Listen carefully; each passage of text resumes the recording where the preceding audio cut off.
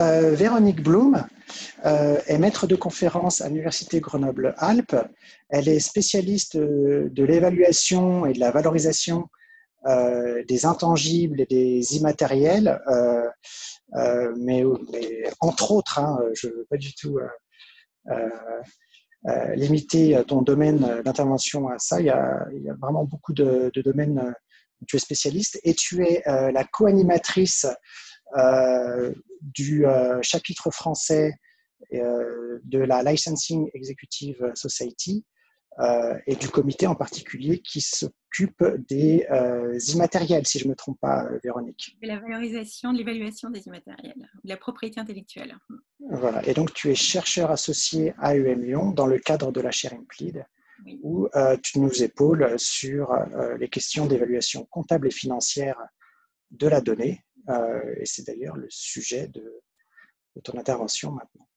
Voilà, c'est le sujet sur lequel nous avons travaillé ces derniers mois avec Clément et Riyad. Et une question que nous nous sommes posée consiste à définir comment rendre la donnée visible dans les comptes publiés par les entreprises. Alors, on parle bien de la donnée d'entreprise, toujours. J'ai un petit souci de... Si ça marche, voilà. Donc, pour rappel, pour ceux qui connaissent moins bien que nous l'information comptable et extra-comptable, on peut la découper en 3 catégories. La première est constituée des états financiers dans lesquels on va trouver ce qu'on appelle communément les comptes. Alors, il y a différentes perspectives. En perspective française, on a un bilan, un compte de résultat et des annexes dans la perspective du PCG, du plan comptable général. Et dans la vision anglo-saxonne, on va un petit peu osciller entre ces deux visions aujourd'hui. Les états financiers incluent le bilan, le compte de résultat et le tableau de flux de trésorerie. À cela s'ajoute l'information annuelle qui est communiquée par les entreprises, alors cotées ou non cotées. Des entreprises cotées vont publier des rapports annuels ou des documents de référence. Les entreprises non cotées vont publier des comptes sociaux dans lesquels on trouvera d'autres formes d'informations obligatoires. Je reviendrai dessus tout à l'heure. Et puis, depuis quelques années, et notamment en France, où on a été très dynamique, s'est ajoutée une 3e couche d'information qu'on appelle classiquement l'information extra-financière, qui a commencé avec les rapports RSE, avec la loi NRE, et qui se développe récemment, notamment avec la directive sur l'information extra-financière. On va retrouver des informations extra-financières dans les comptes sociaux également, mais dans les rapports intégrés, dans les rapports ESG, on reviendra dessus tout à l'heure, mais ce sont des rapports qui portent sur l'environnement, le social, la société et la gouvernance, et qui vont plutôt évoquer les impacts des entreprises plutôt que leur activité. Et nous avons donc à notre disposition ces 3 couches informationnelles, plus ou moins chiffrées. Si on opère un découpage, on verra que dans les couches les plus basses que je viens de décrire, on a plutôt de l'information quantitative, et dans les couches un petit peu plus élevées, on va trouver de l'information quantitative et qualitative.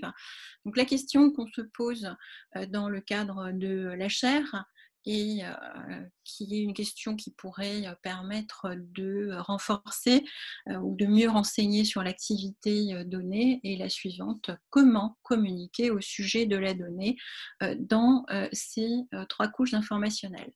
Commençons par les états financiers.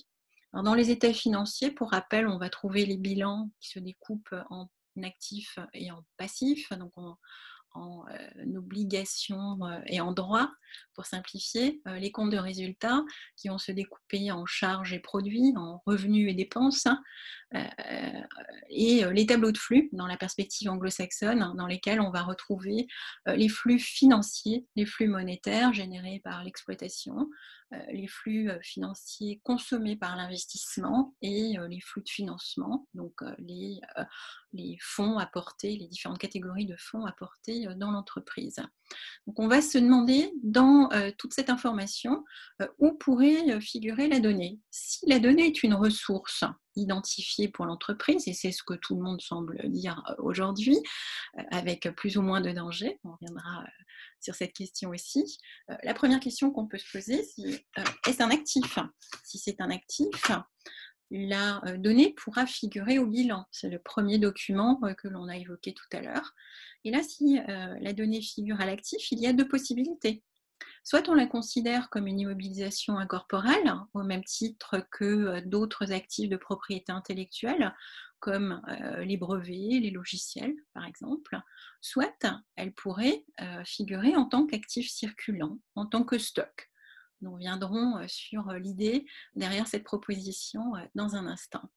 Si elle n'est pas un actif, si elle ne répond pas à la définition, aux conditions d'inscription à l'actif, que peut-on faire de cette donnée? Eh bien, on peut continuer, par exemple, lorsqu'il y a acquisition de données, de considérer qu'il s'agit d'une dépense. Cependant, aujourd'hui, quand j'achète de la donnée, je n'ai aucun compte dédié dans mon compte de résultat. On pourrait donc imaginer que l'achat de données en tant que charge qui figurerait au compte de résultat soit une charge identifiée, c'est-à-dire qu'on dispose d'un compte spécifique. Enfin, on pourrait aussi imaginer que la donnée puisse figurer au tableau de flux de trésorerie à la condition que le développement de la donnée soit considéré comme un investissement. Et là aussi, on pourrait imaginer qu'il existe une ligne ou plusieurs lignes dédiées à l'investissement identifié dans la donnée. Mais revenons à notre première question. La première question est celle-ci. La donnée peut-elle être considérée comme un actif comptable ? Dans les slides qui vont suivre, nous allons systématiquement employer deux perspectives. La première est la perspective française, on la retrouvera dans les encadrés bleus, et la seconde est la perspective internationale, parce que les normes internationales s'appliquent aux entreprises cotées en France, on trouvera dans des encadrés rouges. Donc, pour que la donnée soit un actif, la définition du PCG est la suivante. Premièrement, l'élément ne doit pas être monétaire. Donc, il doit s'agir d'un élément non monétaire. Il y a une deuxième condition, c'est que la ressource soit contrôlée par l'entité qui en bénéficie du fait d'événements passés. La troisième condition est que la donnée ou l'objet analysé génère des avantages futurs, en tout cas on en attend des avantages futurs. Et enfin, que les risques associés soient portés par l'entité. Si ces quatre conditions sont remplies, on pourra dire que X est un actif identifiable, donc que la donnée est un actif identifiable. Au niveau des normes internationales, nous avons une petite tension entre deux définitions, à vrai dire. Il y a un cadre conceptuel qui existait et qui a été décliné dans les normes qui ont été adoptées par la Commission européenne. Ces normes, notamment les définitions des actifs, insistent sur le fait que l'actif doit être contrôlé et qu'on en attend des avantages économiques futurs. Mais il existe dans le nouveau cadre conceptuel des normes internationales qui, lui, n'est pas adopté par la Commission européenne, une nouvelle définition des actifs. Alors, je le signale parce qu'on pourrait le retrouver dans les futures normes ou dans les révisions de normes. Ce cadre conceptuel définit l'actif comme un droit. Donc, l'actif est vraiment équivalent à un droit et on précise bien qu'il a seulement le potentiel de produire des avantages économiques. Donc, il y a moins de certitude sur les avantages économiques qui pourraient être générés par cet actif. Nous avons vu dans un deuxième temps que si l'actif était reconnu, il nous reste des solutions. On a plusieurs catégories d'actifs dans un bilan comptable. Donc la première solution, la première hypothèse que l'on a étudiée, c'est celle de l'immobilisation incorporelle. Du point de vue du PCG, donc dans la perspective française et pour les entreprises non cotées en France, quelles sont les conditions pour que la donnée, par exemple, soit inscrite en tant qu'immobilisation corporelle? Bien, la première condition, c'est qu'il n'y ait pas de substance physique. Ça tombe bien, en matière de données, il n'y en a pas. La deuxième condition est que cet actif soit séparable des activités de l'entreprise, qu'on puisse donc le vendre, le transférer, le louer ou l'échanger. On l'a vu tout à l'heure, on a largement abordé cette question durant ce webinaire. C'est tout à fait possible en matière de données. Et si cette condition n'est pas remplie, il en existe une autre alternative, c'est une alternative ou l'autre. Il faut que l'actif résulte d'un droit légal contractuel. Très simplement, pour la donnée, on a la condition de séparabilité. Donc, on peut imaginer que la donnée puisse être enregistrée comme une immobilisation incorporelle. Voyons ce qu'il se passe au niveau des normes internationales qui s'appliquent à nos entreprises cotées. Les normes internationales procèdent en 2 étapes. Tout d'abord, il s'agit d'identifier la donnée, d'identifier l'actif, donc l'actif qui va constituer une immobilisation corporelle, et cela relève de la norme IAS 38. On va retrouver le critère d'absence de substance physique, et on va retrouver les 2 critères qui définissaient l'actif tout à l'heure, donc les bénéfices futurs attendus et le contrôle par l'entité. Ces 3 critères doivent être systématiquement validés. Puis il existe une 2e étape qui s'appelle la reconnaissance de la donnée, où l'on va retrouver les 2 critères qui figurent dans le plan comptable général, puisque les normes ont cherché à converger il y a déjà quelques années. Donc soit les données résultent d'un droit légal et contractuel, soit elles sont séparables de l'activité de l'entité parce qu'on peut les vendre, les transférer, les louer ou les échanger. Voilà pour l'immobilisation incorporelle. Mais en y réfléchissant bien, en réfléchissant de manière relativement abstraite, on s'est posé la question suivante en étudiant le cas de la donnée. Finalement, lorsque nous stockons la donnée dans des data centers, vous avez ici le plan du data center du Télécom Portugal, avec toutes ces caractéristiques techniques, ces data centers ne sont pas des stocks de serveurs. En fait, ces data centers servent avant tout à stocker de la donnée. Donc, on a ici un exemple du data center portugais qui, je crois, a été ouvert en 2013. Et si ces data centers sont en fait des hangars de stockage de données, donc la donnée pourrait constituer un stock. Donc, nous avons étudié la possibilité d'enregistrer la donnée en tant que stock dans la comptabilité. Est-ce que la donnée répond à la définition d'un stock d'un point de vue comptable?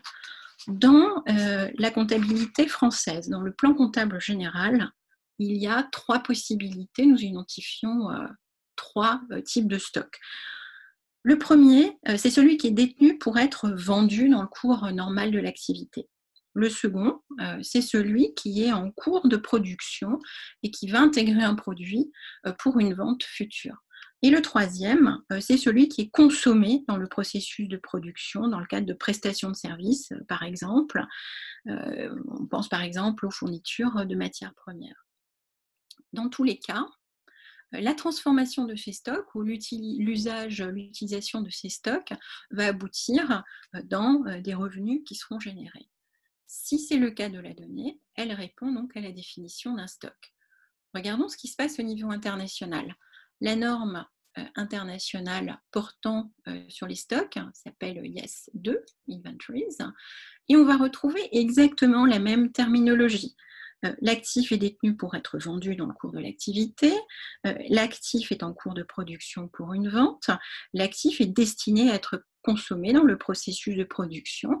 Dans tous les cas, il va nous permettre de réaliser un gain monétaire où il vise à faire partie, au moins être une composante d'une vente à venir. Donc on voit qu'au niveau français, en tout cas, les entreprises cotées ou non cotées pourraient reconnaître la donnée en tant que stock. Ce que nous n'avons pas réalisé comme recherche dans le cadre de la chaire, c'est une recherche qui porterait sur toutes les normes nationales européennes pour valider que cette inscription est bien possible dans l'ensemble des pays d'Europe, puisque les entreprises non cotées obéissent à leurs normes souveraines. En revanche, on s'est rendu compte qu'aux États-Unis, par exemple, la norme ASC 330 et donc toutes les normes qui pourraient s'en inspirer sont beaucoup plus restrictives. Et la norme américaine, par exemple, exige qu'un enregistrement en stock corresponde à quelque chose de corporel, donc de tangible, ce qui exclut dans ce cadre réglementaire précis l'enregistrement de la donnée. Nous avons donc étudié la possibilité d'enregistrer la norme à l'actif du bilan et nous venons de voir qu'il y a deux possibilités à considérer, l'immobilisation incorporelle ou le stock, et que l'on peut également produire des lignes spécifiques dans le compte de résultat et dans le tableau de flux. Mais passons maintenant à notre deuxième couche informationnelle. La deuxième couche d'information publiée annuellement par les entreprises est constituée soit des rapports annuels ou des comptes sociaux dans lesquels on va retrouver les annexes ou les notes aux états financiers. On va y retrouver par exemple le rapport de gestion, le rapport du commissaire aux comptes, des informations liées à l'affectation du résultat, quelle est la part du résultat distribuée sous forme de dividendes, des informations beaucoup plus qualitatives, faisant la rétrospective de l'exercice écoulé, des informations qualitatives promettant les perspectives futures, ou en tout cas les stratégies mises en œuvre pour atteindre ces perspectives futures. On retrouve, selon les réglementations, et notamment la réglementation française, de l'information sur les coûts de recherche et développement, sur les filiales. On va retrouver aussi dans ce type d'information des rapports, selon les juridictions, les rapports de contrôle interne ou des rapports d'analyse des différents risques auxquels l'entreprise est exposée, non pas ce qu'elle génère, mais ceux auxquels elle est exposée. Et enfin, ce qui s'appelle dans la littérature anglo-saxonne le Management Disclosure and Analysis, donc en gros le discours stratégique du président. Eh bien, à ce niveau informationnel, on pourrait trouver d'autres informations propres à la donnée. On pourrait retrouver ici la valeur économique, puisqu'il ne s'agit pas d'un coût particulier. Enfin, j'ai oublié de le dire, mais quand on va parler d'immobilisation incorporelle ou de stock, dans la plupart des cas, on enregistrera la donnée, par exemple, à son coût de production. Son coût de production peut être très différent de la valeur économique. Donc ça ne veut pas dire qu'on ne va pas communiquer la valeur économique. Elle peut trouver une place à d'autres endroits ou dans d'autres rapports annuels ou dans l'information obligatoire par ailleurs, pas nécessairement dans les états financiers. Quelle autre information peut-on trouver à ce niveau? On peut trouver des informations liées à la cybersécurité. On a vu au cours des webinaires, enfin des différentes séquences de ce webinaire, que la notion de cybersécurité était très importante. Donc, on va pouvoir retrouver ici, par exemple, les modalités mises en œuvre par l'entreprise, un descriptif de ces modalités pour garantir la cybersécurité et la sécurité des données en particulier. Ces modalités répondront sans doute à des standards. Et c'est là que l'on remercie Francis pour sa question. Les standards existants sont soit des standards ISO, standards AFNOR, aux États-Unis sont les standards de la NIST. Donc ça nous donne une idée, si l'entreprise est certifiée ou applique ces standards, ça nous donne une idée des pratiques qui sont réalisées en termes de cybersécurité. Et puis, on peut retrouver ce que l'on a déjà évoqué tout à l'heure, puisqu'on avait parlé de la méthodologie FAIR. On peut retrouver aussi toutes les méthodologies d'évaluation des risques associés à la donnée. Alors, certaines de ces méthodologies ont un résultat qui est plutôt qualitatif. Je pense aux méthodologies IBIOS ou MEHARI, par exemple. D'autres forment un résultat quantifié. Par exemple, la méthodologie FAIR vise à évaluer l'amplitude des pertes auxquelles s'expose l'entreprise de par son activité donnée. Voilà pour notre deuxième couche informationnelle et nous passons maintenant à la troisième couche informationnelle. Et vous allez voir qu'on va reboucler avec le début de ce webinaire. Dans la troisième couche informationnelle, on va retrouver la directive que j'ai mentionnée tout à l'heure, NFRD en anglais, mais c'est la directive d'information extra-financière qui s'applique à toutes les entreprises à partir de seuils de taille, évidemment. Mais on peut retrouver aussi toutes sortes d'informations, autres informations volontaires, type carbon disclosure ou informations environnementales, sociétales et portant sur la gouvernance. Les entreprises ont à leur disposition un ensemble de cadres qu'il est possible de suivre pour émettre ce type d'informations. Aux États-Unis, le cadre est défini par le CSB, adopté sur une base volontaire évidemment. On retrouve au niveau mondial le cadre du wiki qui porte plutôt sur le capital intellectuel, l'IRC sur le reporting intégré par exemple. Il y a aussi le cadre, le GRI, qui est préconisé par l'ONU par exemple. Et bien dans cette diversité informationnelle, et c'est là que je vais rebondir sur la manière dont Adrien a débuté ce webinaire, on va pouvoir retrouver tout ce qui relève, toutes les informations qui relèvent de l'impact de l'entreprise sur la société, sur l'environnement en général. Alors, par exemple, on pourrait retrouver à ce niveau d'information la dépendance aux ressources rares ou la consommation des ressources rares qui sont liées à l'activité qui consomme de la donnée ou qui produit de la donnée. On pourrait retrouver également la consommation d'énergie. Si j'ai un stockage de données, je vais dépenser de l'énergie. Je peux avoir des modalités de stockage plus ou moins éco-friendly. On a vu tout à l'heure le cas du Portugal. Les nouveaux data centers sont construits dans la tentative d'optimiser cette consommation énergétique. Donc, ça peut être intéressant de communiquer à ce sujet. On peut retrouver aussi les informations liées à l'émission de CO2, particulièrement liées à l'activité data, si on est capable évidemment de la dissocier.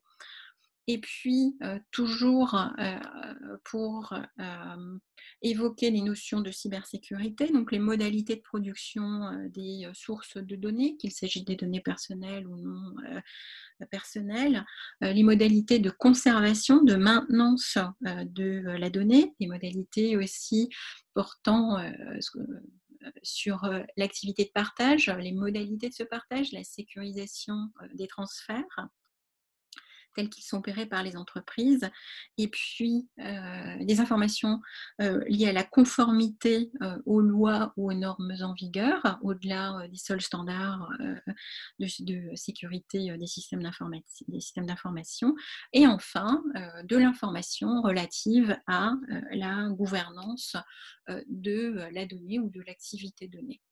Donc on voit que si la donnée est invisible aujourd'hui, nous avons identifié dans les 3 couches informationnelles qui existent aujourd'hui, les états financiers, les rapports annuels, l'information annuelle obligatoire et l'information extra-financière. Vous voyez, vous le dénombrez.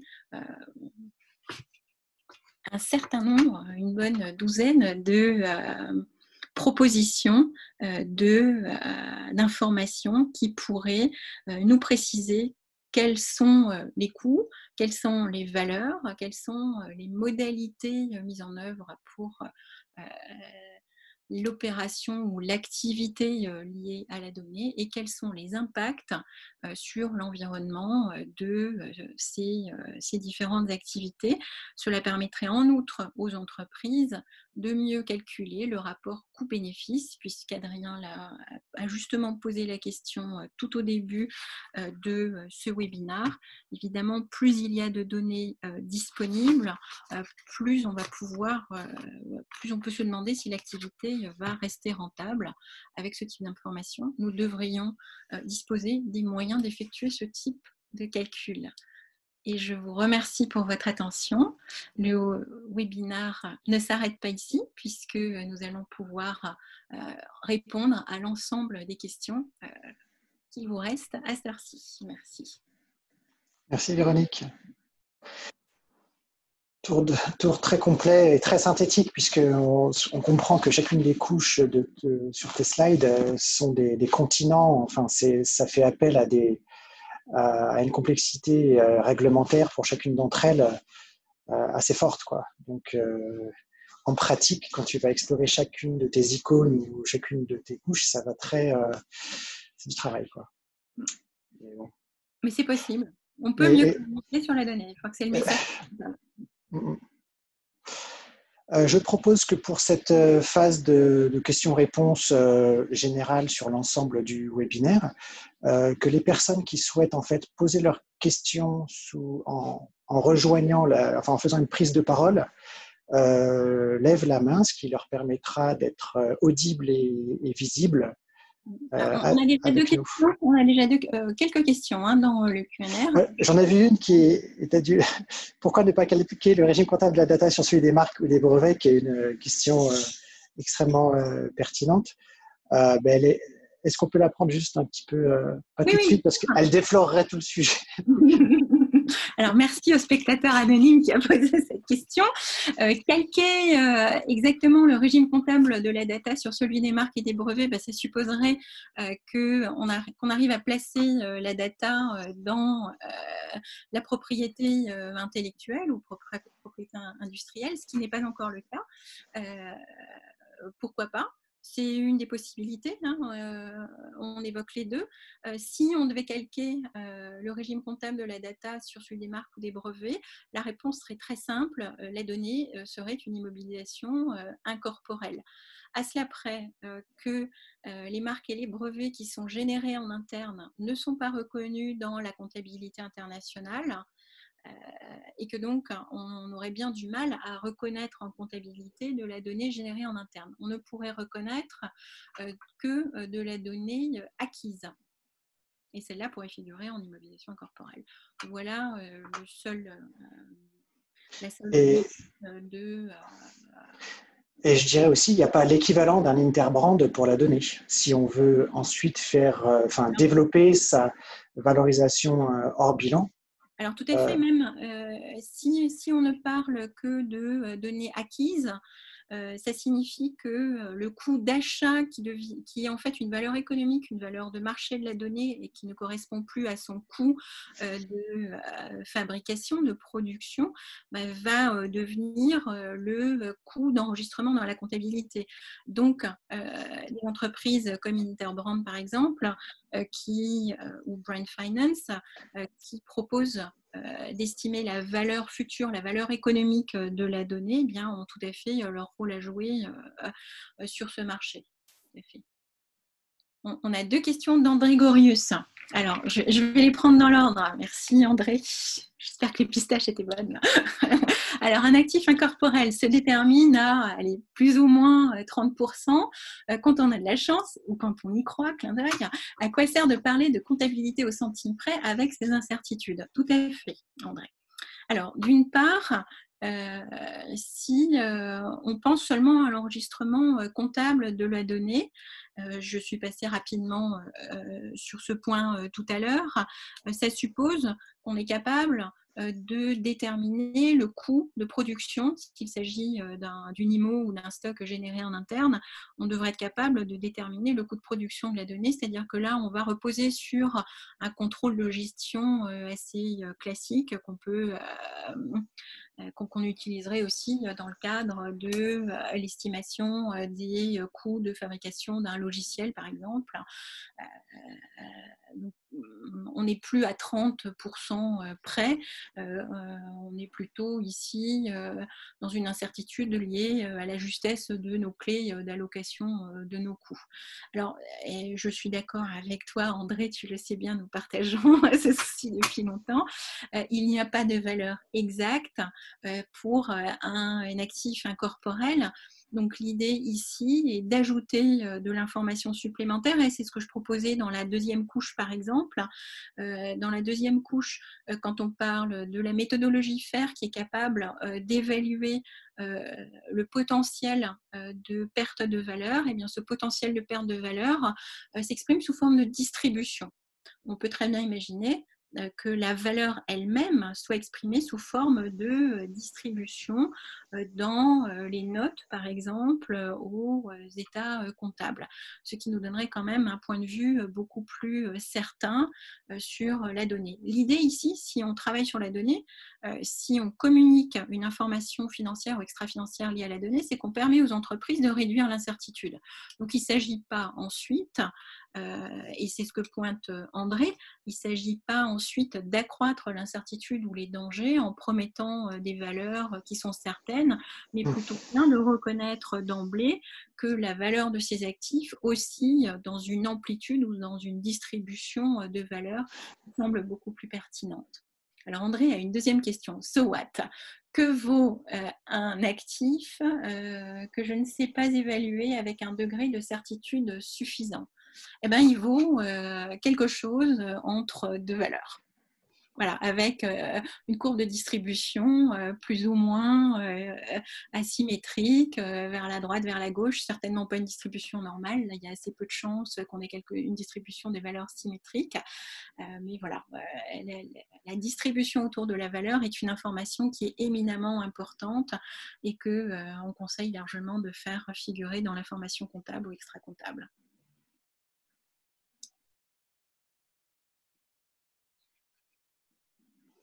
J'ai marqué un certain nombre de questions comme répondues. Et nous avons une question qui vient d'arriver. On a un aka, Édouard Gros-Piron. Je suis ravie d'avoir un médaillé olympique qui me pose une question. Alors voyons si elle est de l'ordre d'un médaillé olympique. Est-ce possible de valoriser le data de son CRM et notamment de ses clients si on ne le faisait pas avant? Les data sont de plus en plus présentes dans les entreprises B2C et qui devient stratégique dans les actions marketing digitales. Bah oui, c'est possible. On l'a vu tout à l'heure. Alors, je ne suis pas sûre de bien comprendre si la data est utilisée en interne ou si elle est vouée à être vendue. Non, mais moi, je pense comprendre la question parce que elle est loin d'être simpliste, Edouard. Je pense que c'est vraiment un point de départ tout à fait évident et central. La question, c'est, si je l'ai bien comprise, en fait, c'est de prendre un exemple qui est très général. Prenons l'exemple d'un data et les données clients dans un CRM sont un très bon point de départ. Comment est-il possible de valoriser les data dans un CRM? Et là, donc là, il faudrait que je relise mes notes, mais concrètement, c'est vrai que là, on tombe un peu dans un cas qui est prévu par le PCG, qui est celui de la liste de clients. Donc, c'est un cas de data donc, qui n'est pas radicalement nouveau du point de vue de la compta, puisque ça pourrait tomber dans la catégorie qui est souvent citée dans des articles du PCG, qui est celui de la liste client. Et j'ai plus en tête ce que dit l'article sur l'activation des coûts l'activation des listes clients. Je sais qu'en tout cas que c'est spécifié, c'est mentionné spécifiquement, quoi. C'est comme pour le brevet, le logiciel. C'est coûts de production, voilà, ou coût d'acquisition, ou au coût d'acquisition s'il est vendu. Donc ce data, s'il est utile en interne, oui, on peut estimer quelle est sa contribution au revenu, au chiffre d'affaires de l'entreprise, par exemple. Ça nous donnera une idée du retour d'investissement sur la donnée. Aujourd'hui, en comptabilité, si les normalisateurs sont d'accord, on pourrait enregistrer ce data soit sous forme de stock, soit sous forme d'immobilisation corporelle. En tout cas, on ne voit pas d'inconvénient à ce que cela soit réalisé. Et dans le cadre d'une vente, c'est encore plus simple puisque le data va se matérialiser, forcément va matérialiser sa contribution par la vente. Donc c'est beaucoup plus simple à évaluer dans ce cas-là. On utilisera du coup pour estimer, on utilisera plutôt les méthodes de valorisation pour estimer la valeur à laquelle on pourrait céder ce data. Est-ce que j'ai bien répondu, Édouard Gros-Piron? Mais c'est clairement, en tout cas, une piste. C'est juste qu'il faut, encore une fois, pour répondre je suis pas comptable moi-même, mais ce que j'ai très bien compris, c'est que faut faire très attention aux réponses qui peuvent paraître évidentes. Oui, c'est possible, ce qui peut laisser avec une impression de la prochaine fois que j'irai voir mon comptable, j'irai lui demander. C'est qu'en fait, il y a vraiment un besoin de mise en place d'un contrôle de gestion rigoureux autour de ce jeu de données qui est susceptible d'être activé, parce que de ce contrôle de gestion rigoureux dépendra la conformité de l'action d'activation au règlement comptable. En particulier, il y a des règles très strictes d'identifiabilité du jeu de données et des coûts associés. Identifiabilité, pour faire une réponse assez C'est simple, c'est juste que votre jeu de données ne doit pas juste être mélangé à d'autres. Des responsabilités sur le jeu de données doivent être définies précisément et documentées, historicisées, afin que l'activation de ce jeu de données puisse être cadrée. Si vous dites ce jeu de données m'a coûté tant, il faut vraiment qu'il y ait une trace documentaire et un historique de contrôle de gestion qui prouve que telles ressources ont été affectées précisément à ce jeu de données et pas à tel autre.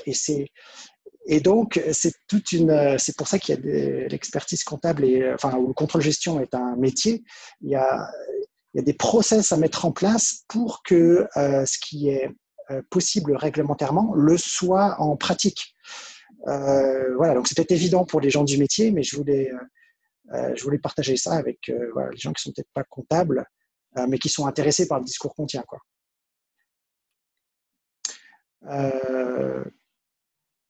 Et j'avais une question qui était intéressante. On a plusieurs questions. On a celle de Philippe Simon. Je vais peut-être les prendre dans l'ordre. Oui, je t'en prie. La reconnaissance jurisprudentielle des bases de données comme actifs pays dotés d'une valeur propre ne plaide-t-elle pas? Pour rapprocher les datas du droit de l'API, existe-t-il des estimations de valeur de bases de données issues de la résolution de contentieux en matière de plagiat ou vol de données? Oui, il existe des estimations de valeur de bases de données issues de la résolution de contentieux. Ces informations là, on y a accès. En revanche, il y a une énorme différence, et je ne sais plus qui l'a souligné tout à l'heure, si c'était Adrien ou Michael, entre la donnée et la base de données. Ce qui est évalué dans le cadre d'une base de données, c'est bien l'œuvre de structuration de la donnée qui est attachée à son auteur, et absolument pas les éléments d'information qui viennent remplir cette structure. Donc, à la fois, oui, ça rapproche le data du droit de l'API, mais à la fois, ça ignore tellement l'importance du data qu'on se demande s'il n'y a pas, s'il ne la renie pas complètement. D'où la possibilité, d'où notre envie d'explorer beaucoup plus de pistes. Juste une petite note là-dessus. Dans le livre blanc, on prend effectivement comme point de départ de nos interrogations la base de données qui a un statut défini en droit de la propriété intellectuelle, et le cheminement qu'on suit, c'est de dire qu'il ne faut pas se limiter à la base de données comme fondation à la reconnaissance d'un actif. Certes, si toutes les conditions sont réunies, y compris l'originalité de l'œuvre, on aurait bien tort de s'en priver, et on peut donc alors s'appuyer sur la base de données, sur la définition de la base de données pour ensuite faire une activation comptable. Mais la suite du livre blanc, c'est de dire, si jamais les conditions de reconnaissance d'une base de données au sens de la propriété intellectuelle ne sont pas réunies, il ne faut pour autant pas stériliser le débat, et on enchaîne ensuite sur les conditions d'activation de la donnée comme actif immatériel, en arrêtant d'essayer de se conformer à ce qui a défini la base de données comme propriété intellectuelle. Donc, je suis désolé, je suis peut-être un peu lourdingue pour ceux qui n'ont pas suivi le sujet des bases de données et de leur définition de propriété intellectuelle, mais juste pour dire que on essaye de ne pas rester dans le carcan de ce que les bases de données autoriseraient ou pas, quoi. C'est un premier pas, mais ensuite on avance. Et on reconnaît aussi la pluralité de la donnée, mais on reviendra dessus avec une autre des questions qui arrive ensuite.